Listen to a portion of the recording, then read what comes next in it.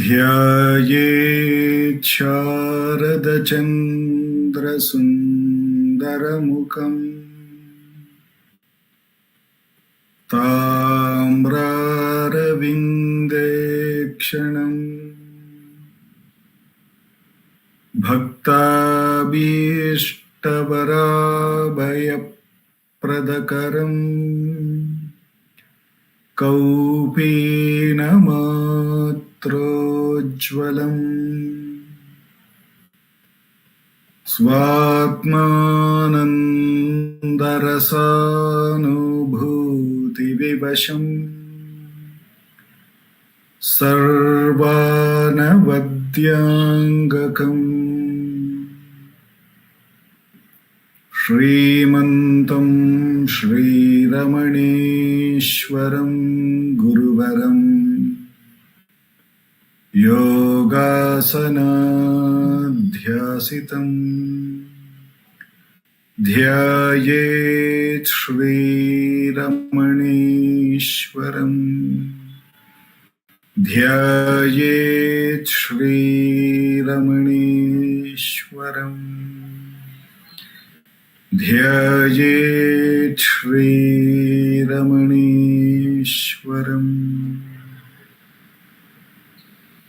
हृदयकुहरमध्ये केवलं ब्रह्ममात्रं यहमहमिति साक्षादात्मरूपेण भाति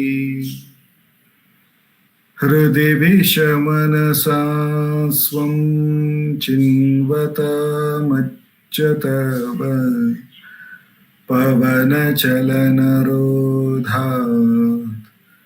आत्मनिष्ठो भवत्वम्। Namo Ramana.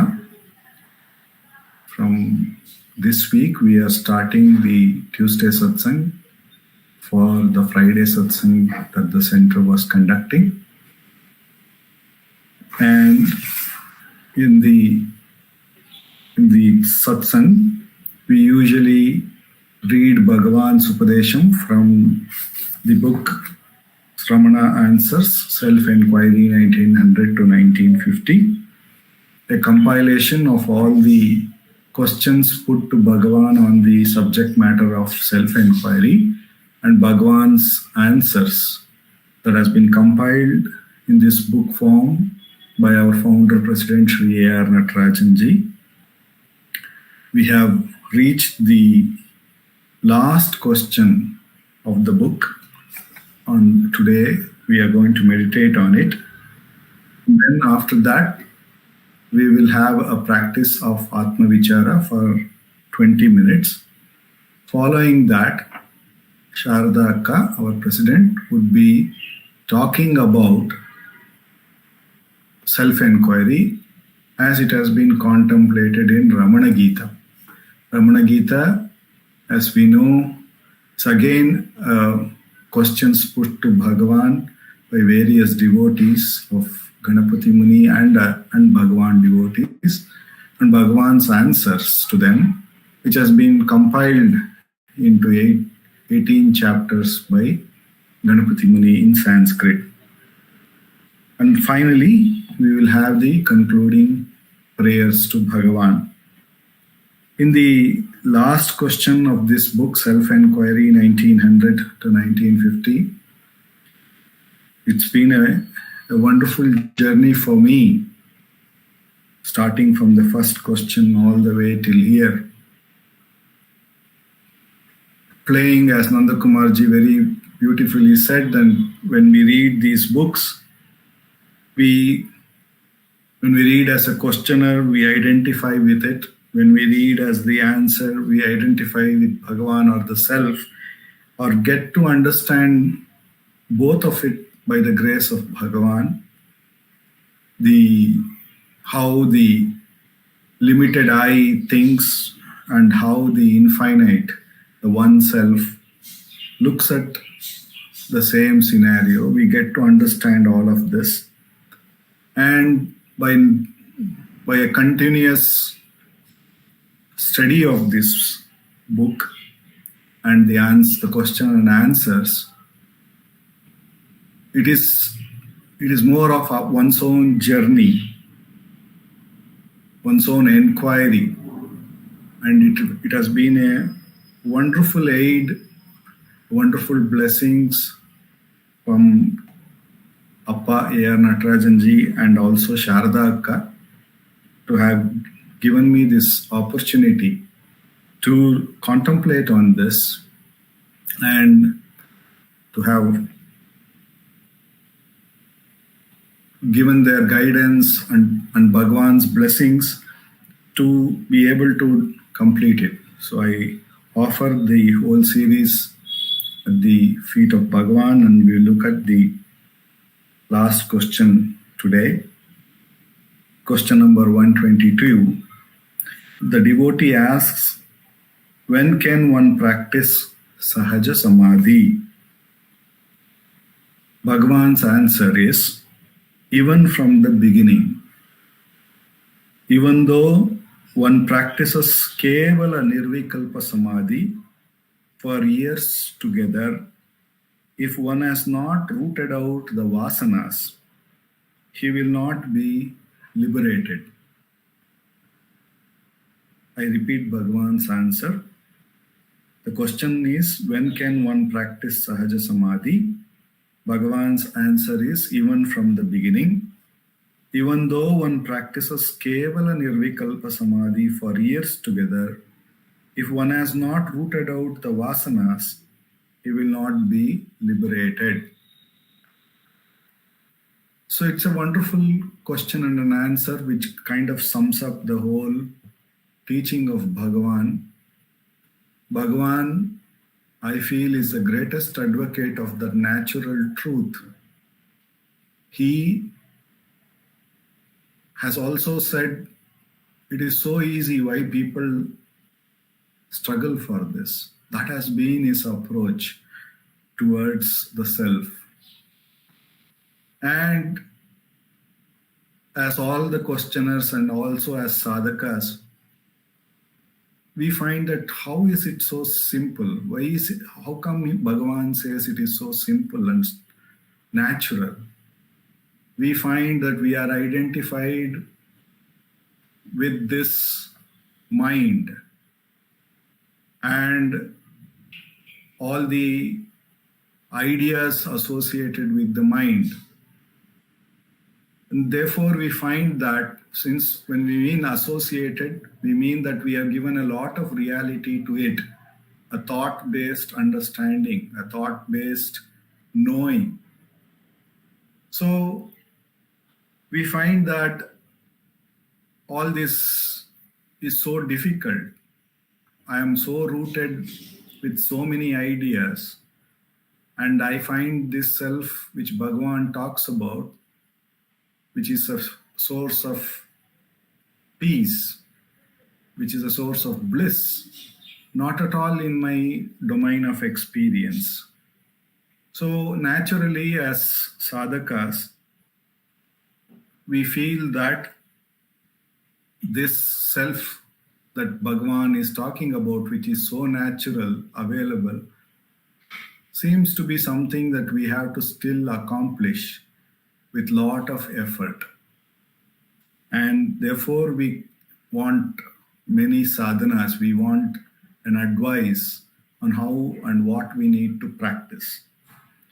So whereas Bhagavan always comes from that self, that one truth which alone is, where nothing ever happened, that alone remained. And therefore all the mental ideas which we think to be real, Bhagavan calls it as vasanas. And so long as we are attending to them, whatever is so natural seems to be veiled by that idea, veiled by that concept. And therefore, though it is so obvious, though the truth is the substratum, we find it to be not the reality. We take it rather for granted. And we believe the idea, the mental idea, the concept to be the complete reality. In fact, we want to understand the truth also through that mental idea and mental concept. And therefore, we go about listening to many things, we go about studying many books. And Bhagavan keeps on saying, if the self is a substratum, how can we find it in the books? How can we find it outside? They could all be a wonderful aid, but ultimately, one has to turn back to the source. That is what Bhagavan keeps on saying. And in this journey, from having identified with mental ideas, vasanas, and taking them as the only means to know things, we may be going in search of we may be going in search of that one truth through many books and many listenings, satsangs and everything. And in the process, we may experience that kevala nirvikalpa, the mind, as these ideas lessen and become more subtle. We may experience some, or when I mean subtle, I mean that it is no more as attention grabbing as it used to be when these ideas and concepts in the mind. We may slip once in a while into this kevala nirvikalpa samadhi. However, even Bhagavan says, even though we miss and we experience a state of bliss, a state of lull, where there is no mind, no thoughts, nothing. So we may experience it to be very blissful. But Bhagavan says, even if we are in that for many years, however, we still think we are an individual and who has got into this kevala nirvikalpa samadhi by some practice, and it was blissful. Therefore, that bliss was for me, and therefore I should get that experience again. So in a way, we are still hooked up to the idea that we are this individual, and we are still hooked up to these mental concepts. And therefore, we have not the vasana, that becomes our new vasana, that becomes our new mental idea. Whereas Bhagavan is saying here, until all our vasanas are rooted out, that means all mental concepts are rooted out. That means we recognize the truth as it is, here and now. And that truth, how is it experienced when Bhagavan is asked? He says that so long as we keep attending all these mental ideas and taking them to be real, and we forget in whose light we experience, what enables me to experience this? If we don't turn our attention to that obvious thing, the substratum, then we will be still holding on to the vasanas. But if we turn our attention every time to that which enables us, that which alone is the substratum, that truth, that ever-present, ever-knowing, unaltered truth, which the Upanishads call as Sat Chit Ananda, existence, consciousness, and bliss, which is our real nature. Until we turn our attention and recognize ourselves as not this body, mind, mental ideas, but that pure existence, that pure consciousness, that I am, which is the substratum, that tan, which Bhagavan calls it, not the non.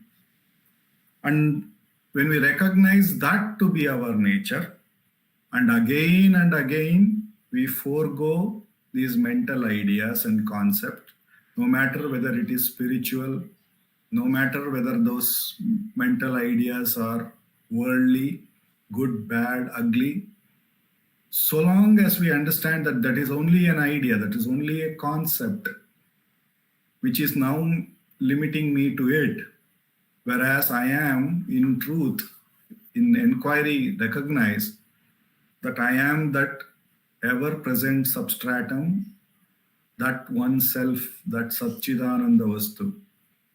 And until we totally identify with it, we will be experiencing only this Kevala Nirvikalpa Samadhi at times, which may be very blissful.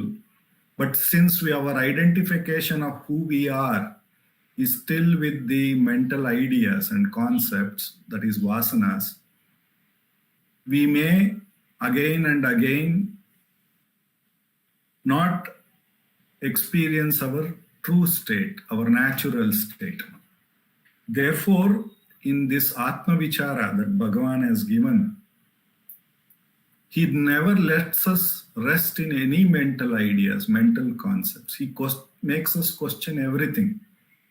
Every thought, no matter what is the nature of those thoughts, he will ask us to diligently inquire to whom is this. Therefore, the answer will come up as I. The I itself being a thought, we should further inquire, who am I? What do I really refer to as I? And by doing so, we start to identify with that Sat Chit Ananda, the Swarupa. That more and as we practice it, it becomes very clear that so long as I am identified with ideas and concepts, no matter what practice I do, I may have a great amount of knowledge, but it is of no use because it is still in the realm of the ideas. So what Bhagavan is asking and all the Upanishads is asking is to try to truly identify with who I am really. And therefore, when I start to identify myself with my Swarupa, that is the pure existence, the pure consciousness, here and now, without yielding to any mental ideas and concept, then I start to recognize that I am, that my true Swarupa, my pure existence, like the screen, is unaltered by whatever happens on the screen at all times. The screen remains ever the same. And therefore, that is my Sahaja Sthiti, that is my, so I am in that natural Samadhi, that natural bliss, that no matter what mental concept, what physical things happen, my natural state is unaltered. And therefore, because I am already that, therefore, a clear clarity rises that, in fact, that is the truth of everybody. That alone is the reality. No matter how this body and the mind may be functioning externally for somebody to see, but the truth of each one of us is that one self which is never altered by how the body and the mind acts.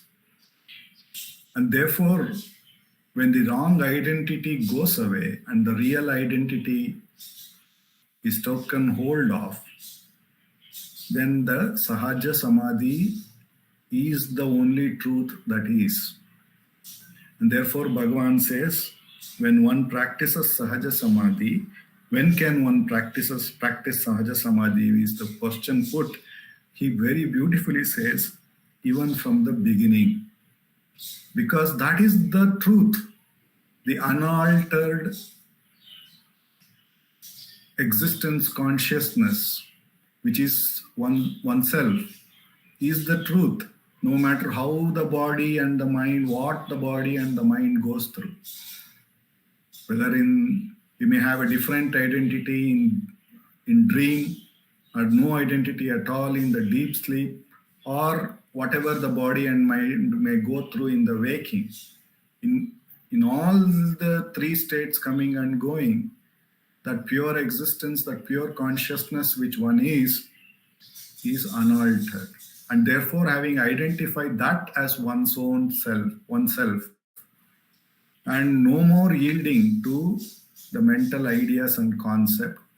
And if at all mental ideas and concept rise, the Brahmastra of enquiry, to whom is this, who am I, is given for us to turn away from it and get back to our natural state.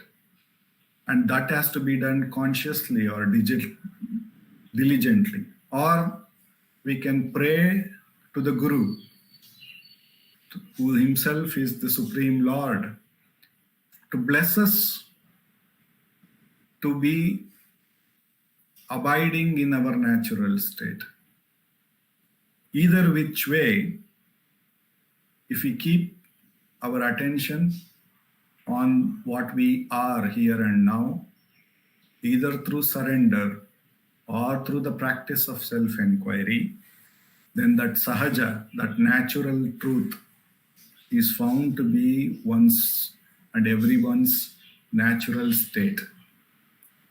And therefore, Bhagavan says, until one has not rooted out the vasanas, by which Bhagavan calls it as the non-self, one has not stopped giving reality to the non-self, one will not be liberated.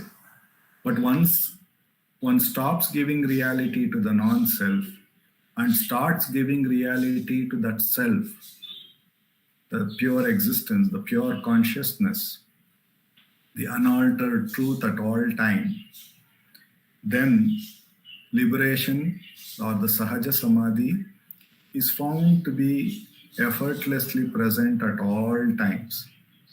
So this is Bhagavan's self-enquiry.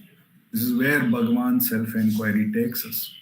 And having identified ourselves with what we really are, what more is to be done, asks Bhagavan. With abundant grace of Bhagavan, with which alone we have come to this most direct path. For the next 20 minutes, no matter how many thoughts come, no matter whatever may be the nature of those thoughts, good, bad, ugly, spiritual, we should know that they are all mental vasanas or mental ideas. That is not the self. Therefore, we should diligently inquire, to whom is this?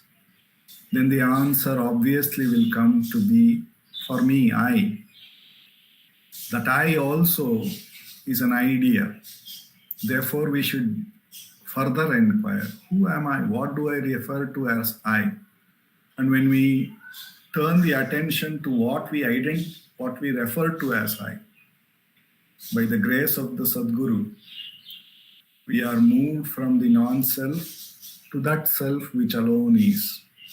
And by repeatedly practicing and then further, by that very grace, identifying with that which we are at all times, and no more getting carried away by the mental ideas and concepts, the vasanas. Here and now, we recognize that Sahaja Samadhi alone is effortlessly available, and that alone is the truth of one and all. Until such time, we should diligently practice Atma Vichara, says Bhagavan. With his abundant grace, let us practice Atma Vichara for the next 20 minutes.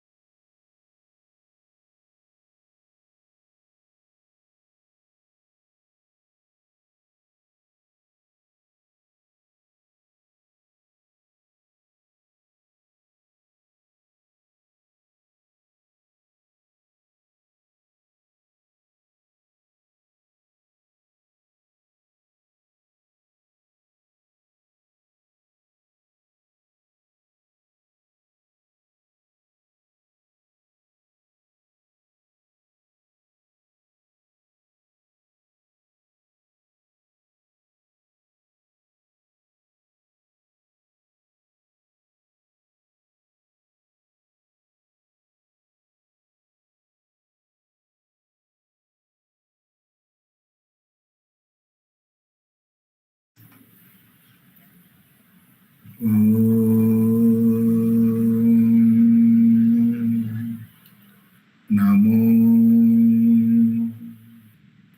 भगवते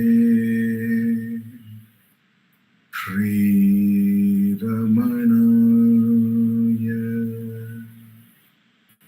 More Ramana, over to Shardak. Namo Ramana. Prostrations to Ramana, shining as the self in all beings. By the immense grace of the self manifest as Ramana, we are meditating on the verses of Ramana Gita, and we are on chapter 12, which is Shakti Vichara. The questioner is Kapali and Bhagavan is answering his questions on Shakti. Shakti being the activity of the self, or seen as the activity or the movement or the power of the self. And the crux of this, or the essence of this chapter, which consists of several verses, actually it consists of 30 odd verses, 34 verses, and the essence has been Bhagavan's emphasis that the power and the self are not two things apart. Again, this he explains from different perspectives, and here in these verses also he is saying the same thing.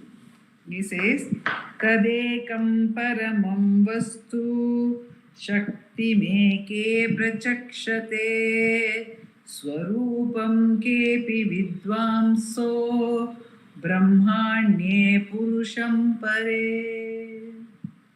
It's only the same parama vastu which is called by different names. What are the names? Some people say it is Shakti, some people say it is Swarupam, and some people say it is Purusha. Purusha means the Supreme Godhead. Some people call it the Supreme Godhead. Some people say it is power, it is energy, it is movement. And some people say it is Swarupam, one's true nature, the self. So Bhagavan is reiterating that there is no demarcation.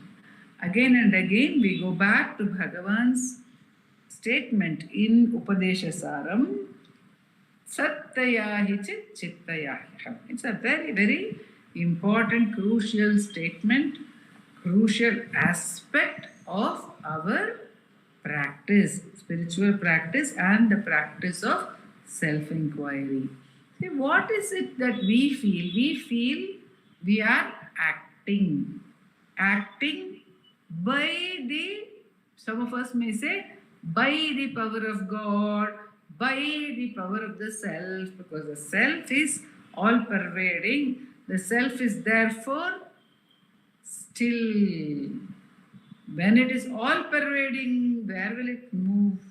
How can it move? From where to where will it move? When it is all-inclusive, what is the movement in it? There is no movement in it. It is achala. It is the ground. And what we see is an activity. So, we say it is by, at best we say, that it is by the power of the self, by the power of God, that we act. But what Bhagavan is telling us is, it is not by the power. The very action is also the power. The everything is only the self. There is no such thing as by and leading to something else. All these are extrapolations on the self based on our perspective of duality. In truth, it is all one and the same. When we understand this, we may think that the I thought rises from the self. In one perspective, Bhagavan also says I thought rises from the self.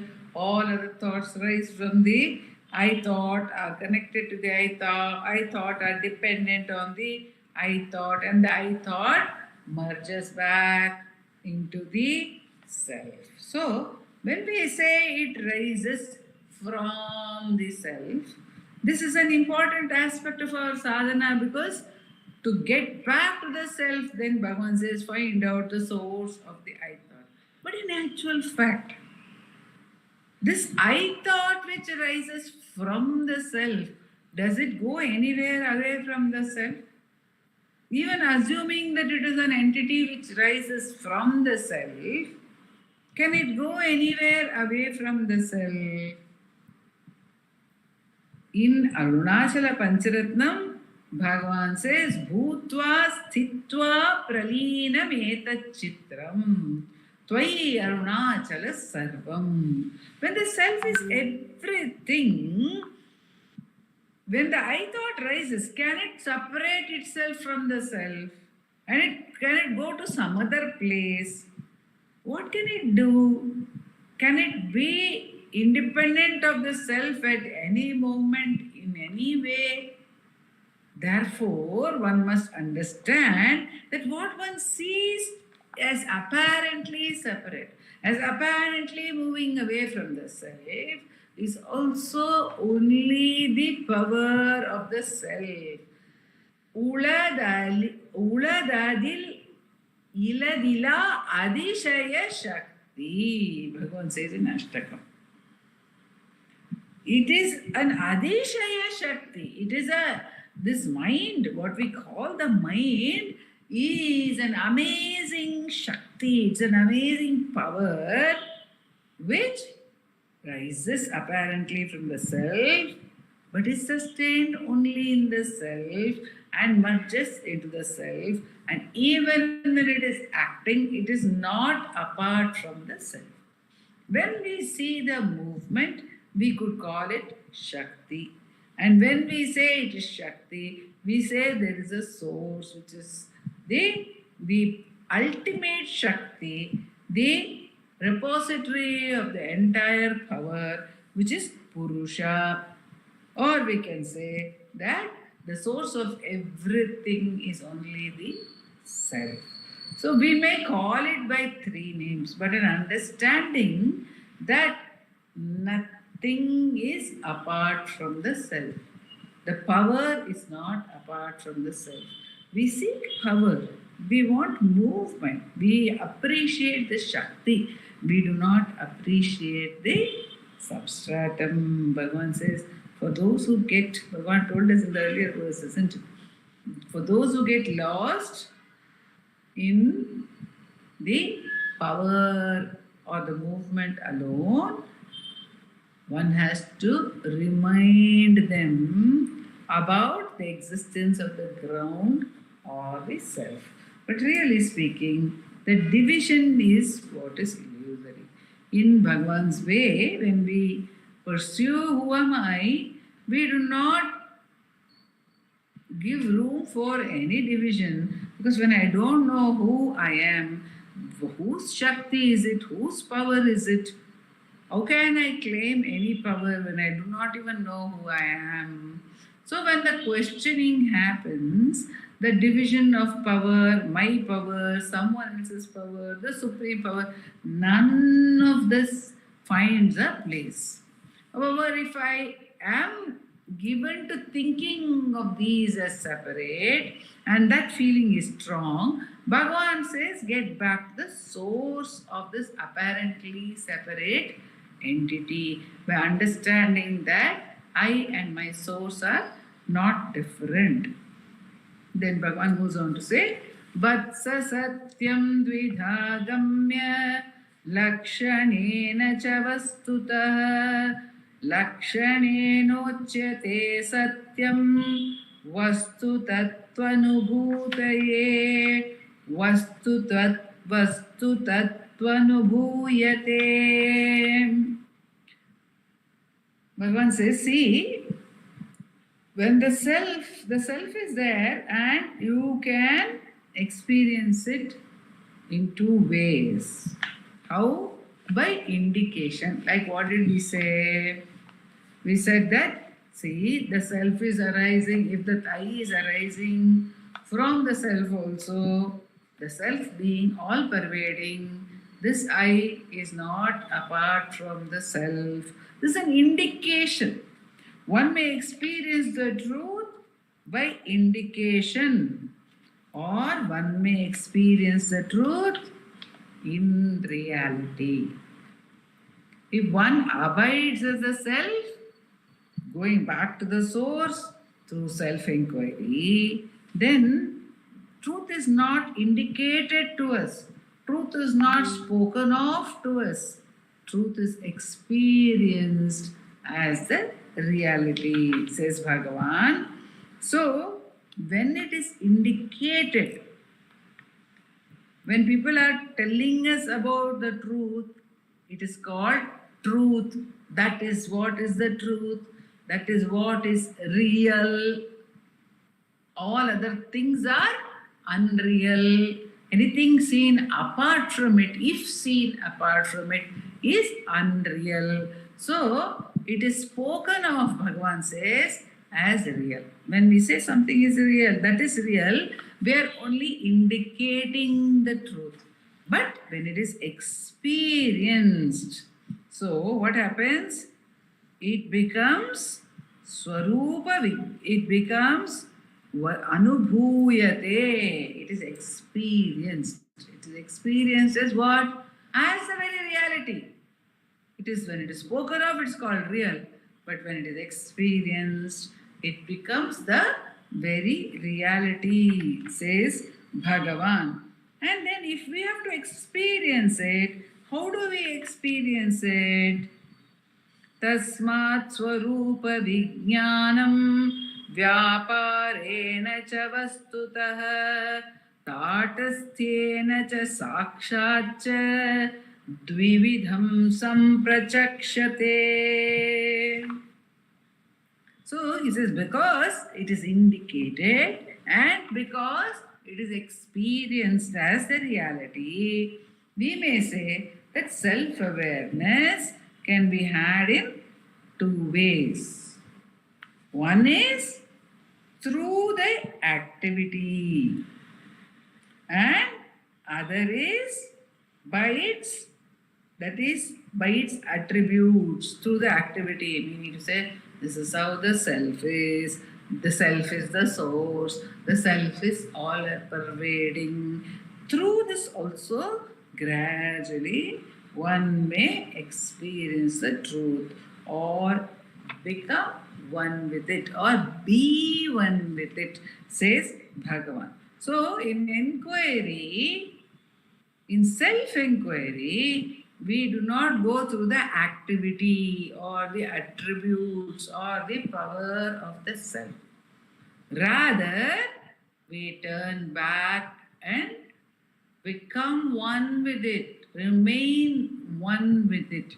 So, being the self is the substratum, says Bhagavan. The understanding of the power of the self in activity helps to turn the mind back. So, when Bhagavan points out that the Shakti is only the power of the self, it is important because if we see Shakti is independent, an independent power, that will be endless.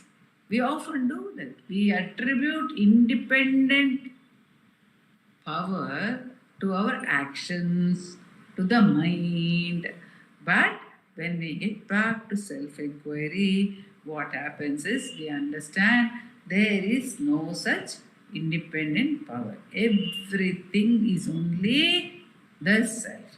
So understanding this, the attributes of reality helps us, supports us to get back. When we understand that if we say that all is only consciousness, then what are all these thoughts? What are all the thoughts? They are not separate from the self. So what's the big deal? Why should I keep on seeing the object part of a thought, which gives me the illusion of something separate? Oh, this is an object. This object is sorrow. This object is joy. This object is anger. This object is a physical object which I am seeing or listening to. So why make this separation? asks Bhagavan. Instead, if I remember the attribute of the self, that it is all pervading, then there is nothing which is apart from it. Then why should I be paying attention to one's tiny, minuscule manifestation of that power?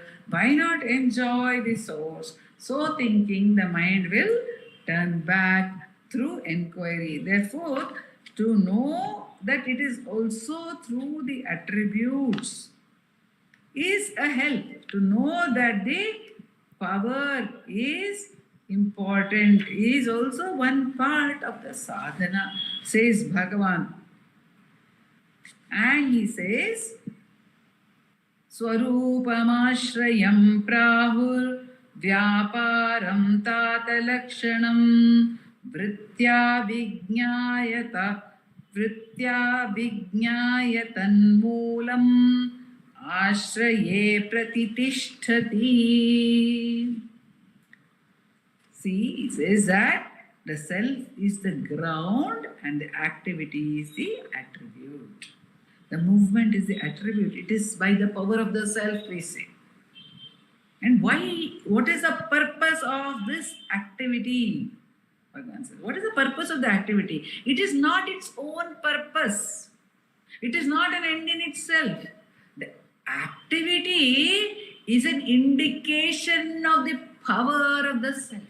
Thought is an indication of the source of thought. The activity is an indication of its source. So, through the activity, get back to the source of the activity, says Bhagavan. Okay, in this verse, through the activity, whenever the mind moves, Dilip often says something very sweet. He says, every thought is an opportunity to get back to the self through self-enquiry. The moment a thought arises, oh, a thought is arisen. That means from where is this thought arisen? It has arisen from the I thought. And where from has the I thought arisen? It is arisen from the self. Let me get back there.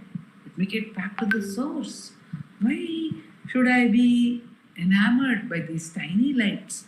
Why not bask in the fullness of the light of the self? So every thought, Bhagavan says, every activity is a possibility, is a support to turn back to the source of activity. Om Namo Bhagavate Shri.